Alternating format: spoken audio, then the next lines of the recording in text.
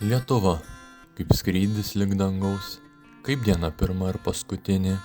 Lietuva, akmuo prie slenksčio seno ir lietaus lašelis debesy. Mes visi čia Lietuvoje užgimę ir visus mus jie augino, tarsi lauką žėlinčių rugių. Lietuva gimtoji, čia margiausios pievos ir skaidrūs ežerai, upeliai čia kvepia rytais gaiva.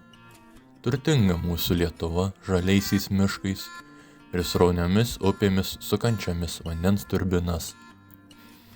Vėjas bangpūtys, tai silpniau, tai stipriau užsisiūbuodamas suka baltus malūnų sparnus, o saulė su daugybė spindulių pro debesis prašviečia ir sušildo mūsų visų jaukius namus. Vakaras iš rūko verpia mėnesieną, žydro plotais rieda per laukus. Ir kur be pažvelgsi, visur dera senovė ir dabartis, kasdienybė ir ilgametės tradicijos. Kaimuose žmonės pažįsta vieni kitus, gyvenimas teka lėčiau, tarsi derėtų prie gamtos alsavimo. Kaimas tai ne tik vieta, bet ir jausmas, šiluma širdyje, gyvybės pilna tyla ir tikras ryšys su mūsų kilme.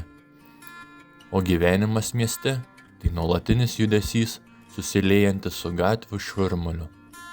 Čia gimsta mūsų drąsiausias svajonės, skleidžiasi kūryba ir kiekviena diena nauja galimybė. Visa tai mums Lietuva.